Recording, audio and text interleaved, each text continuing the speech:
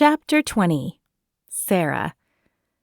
They say some people can sense danger, feel it floating in the air like an unseen electrical current. I never thought I was one of them, but when the goosebumps break out on my arms, I know something is wrong. A moment later, my worst fears are confirmed when I see the 2 police officers striding toward my office. I have no idea what they want, but I can tell by the expressions on their faces that it's not good. "Miss Palmer, do you have a minute to talk?" It's the same 2 officers from before, Ramirez and his female partner. I didn't catch her name last time, but this time I see the name Finch on her chest. Of course, please come in. Ramirez does just that, a manila folder in his hands, but Finch stays by the door as if guarding it. But is she protecting me or making sure I don't escape? What can I do for you? I ask as Ramirez sits across from me. "I was hoping to ask you some more questions about Claire Cooper's death." Though it is small, I catch the change in wording, and it sends a shiver up my spine. I'm happy to assist you in any way I can, but I'm not sure how, as you informed me it was a suicide. He nods. "We initially thought it was, but some new evidence has come to light." New evidence? What new evidence? My throat feels as if it's being squeezed, but I try to remain calm. He ignores my question and asks another one instead. "Can you tell me where you were on the night of September 22nd, the night before I informed you of Claire's death?" I think back to that night. The last few weeks have been a blur, but then it hits me. I was out with JD, but I can't say that. No one knows of the affair. Well, no one except the person who sent me the text, and I still don't know who that was. I had dinner with a friend, and then I went home. "And what time did you get home?" I honestly don't remember. I ended up having a little too much to drink, and my friend drove me home. I went right to bed after that. Ramirez exchanges glances with Finch, who doesn't look like she believes a word I'm saying.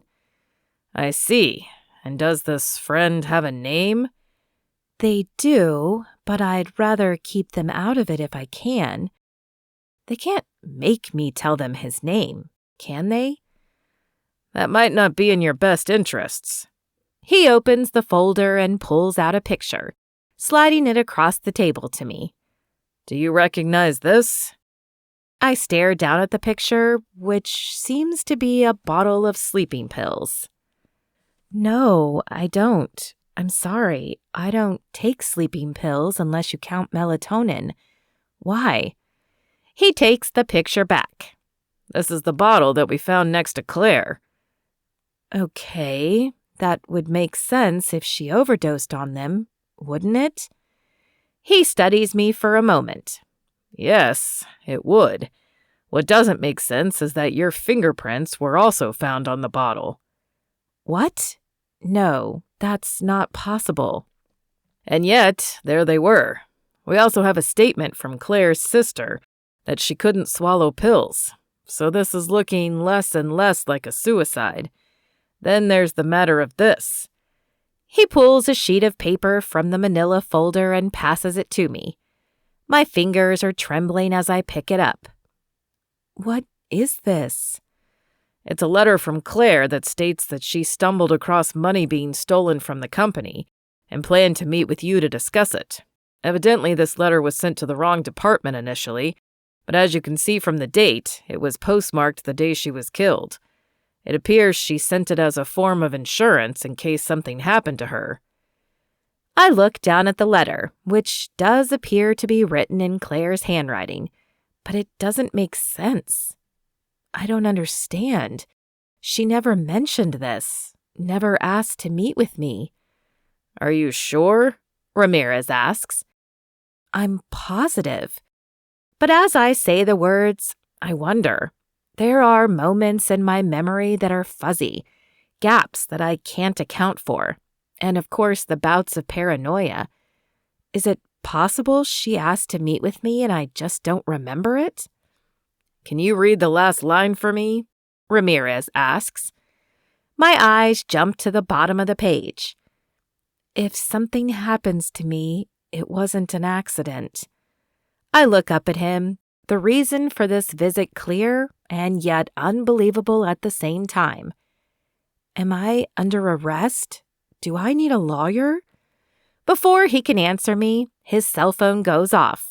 Finch's does the same, and they read the screens in unison. My heart drops as the two lock gazes and then turn to look at me. Miss Palmer, where were you the night before last? I was home.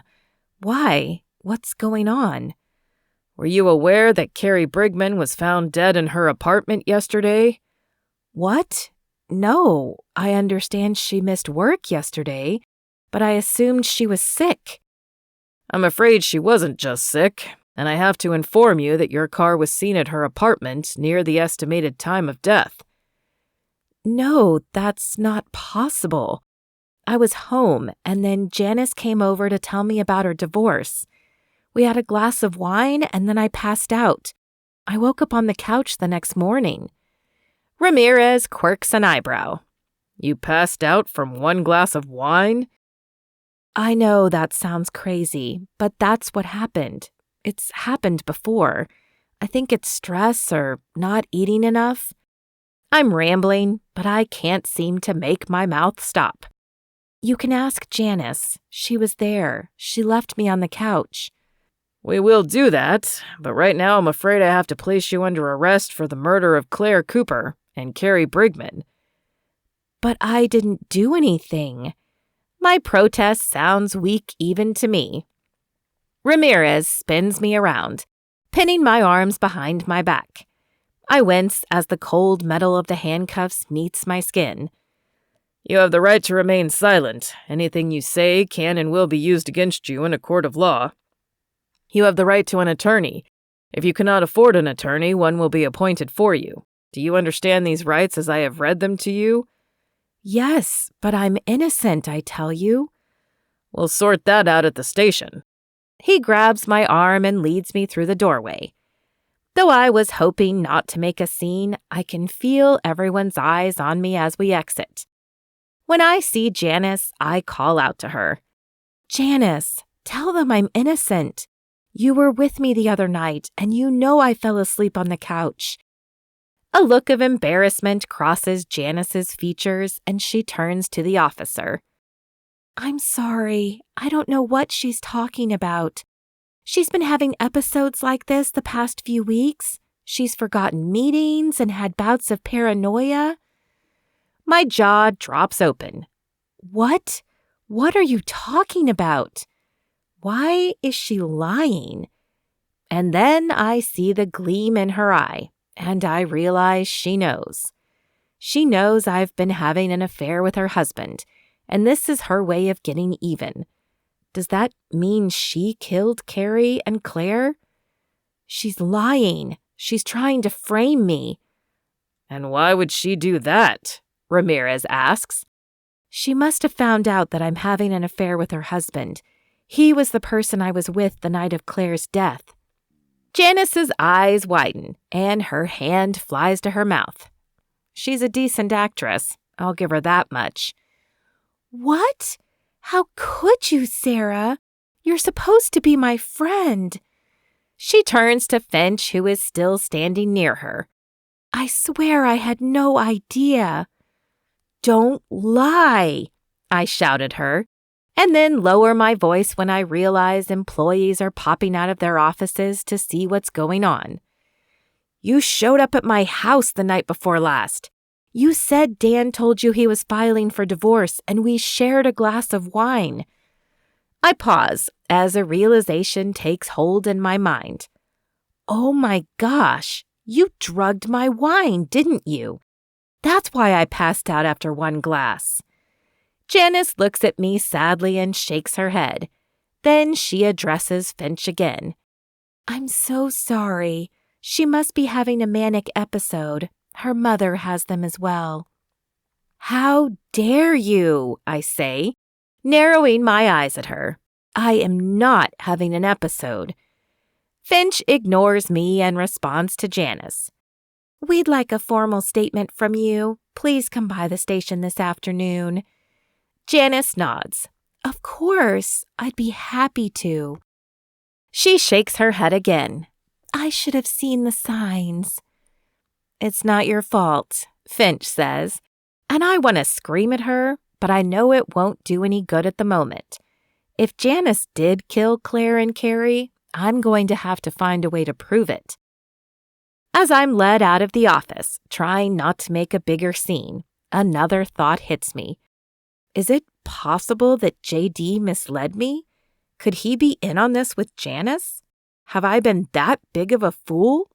I keep my eyes low so I don't see the shocked and disappointed gazes of my employees.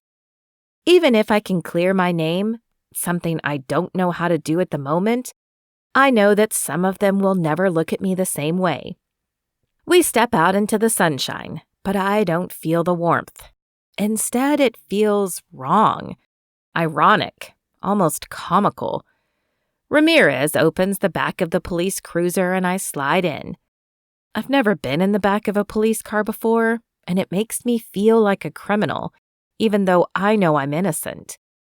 When we reach the station, I'm taken to an interrogation room.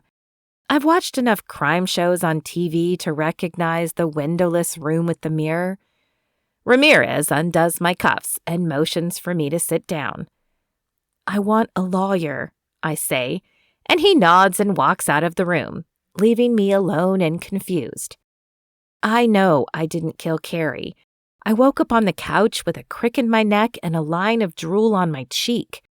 If I'd gone out to kill her, wouldn't I have returned to my bed instead of back to the couch?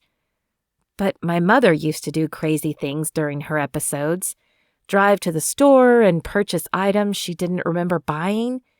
Is it possible that's what happened to me? Am I going crazy like my mother?